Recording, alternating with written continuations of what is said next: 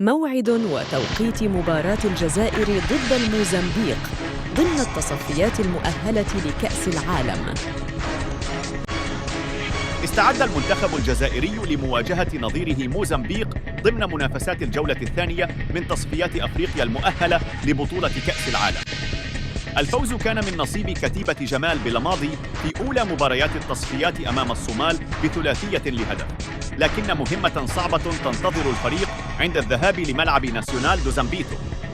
وعد مباراة الجزائر وموزمبيق هو الأحد الموافق 19 نوفمبر على ملعب ناسيونال دو زامبيتو، وتنطلق صافرة بداية المباراة في الثانية ظهرا بتوقيت الجزائر. ستكون مباراة الجزائر وموزمبيق منقولة عبر قناة الجزائرية السادسة، كما ستنقل المباراة أيضا عبر قنوات SSC وتحديدا قناة SSC 1 HD.